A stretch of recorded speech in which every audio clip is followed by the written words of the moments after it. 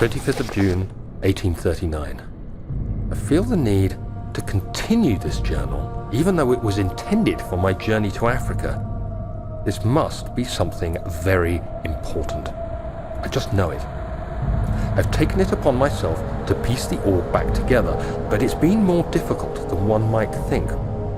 The pieces are behaving strangely. They seem to change colour, shape, and texture, but ever so slightly. Yesterday, I took careful measurements and notated any significant markings. Today, I confirmed my suspicions. They were changing. I was terrified and rushed off to see the finest geologist in London, Sir William Smith. I approached the subject with care and we discussed how rocks change form. He told me about the nature of glass, how it eventually collapses on itself, like ice slowly melting over the course of centuries. Smith eased my mind a bit, but I can't escape the feeling that these shards have otherworldly properties.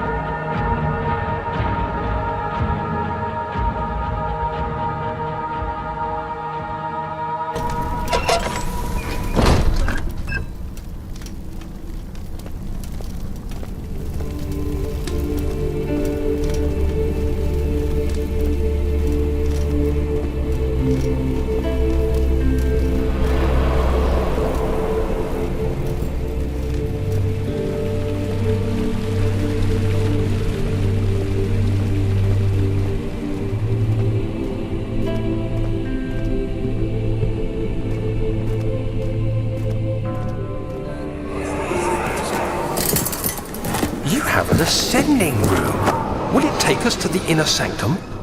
It will definitely take care of the vertical part of our journey. So, you have ridden an elevator before? Yes, the Colosseum at Regent's Park has one. It takes you to the gallery where you can view the panorama. Good. This ride might be a little longer, and in the other direction.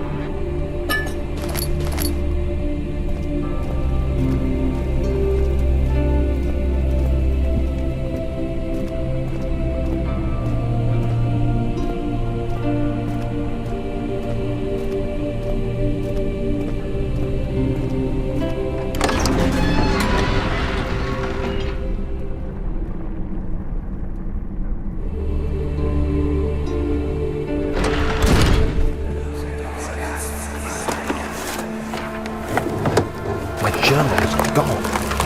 What would they want with my journal?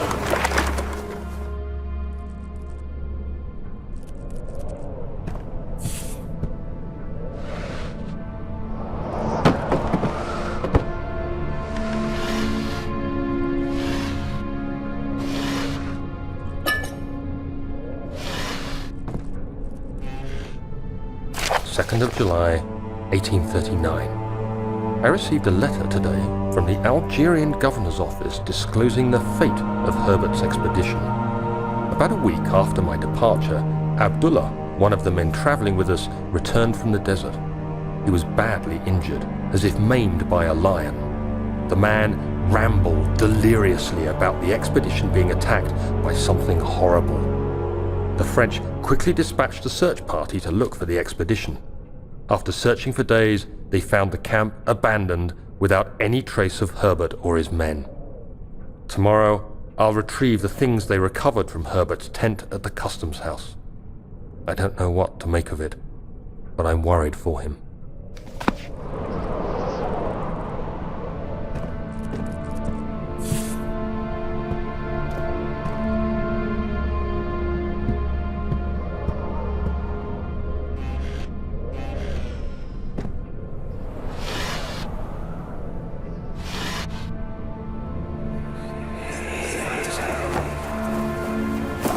Daniel?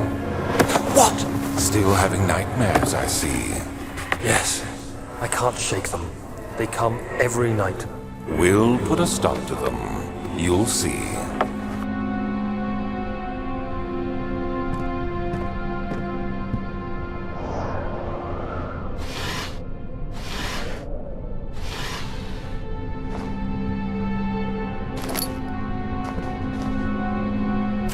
July 3rd, 1839. Today I picked up Herbert's things at the customs house. I dug through the trove of documents he had carried and found a log detailing the expedition. The nature of this text ranged from quick notes to colourful accounts of transpired events. I skimmed the pages, trying to figure out what might have happened. May 17th, the day I was trapped inside the orb chamber, Herbert dryly states, "Recovered Daniel after 1 hour of entrapment." This confused me greatly. I was suffocating within minutes. How could I have lasted an hour? I continued reading the peculiar text. Herbert states his facts without judgment or passion, but suddenly I could read frustration into his text. He pushed his men to investigate the underground tomb, an effort which seems to have strained the minds of his men. Madness spread through the ranks, and Herbert had to take some extreme measures to continue. He finally visits the chamber himself, where he retrieves the orb to the surface. His account confuses me greatly. If he has the orb, what are those pieces in my drawing room?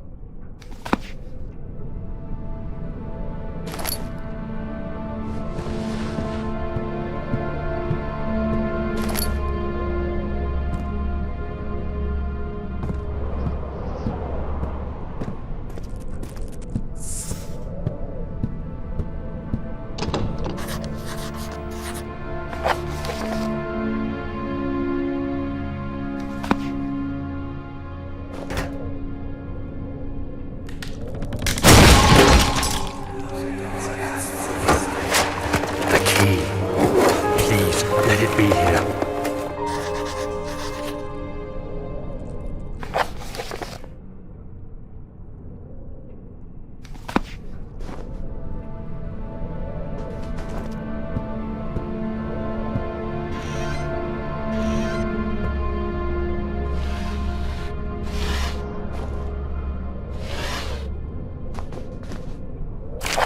July 4th, 1839. It's done!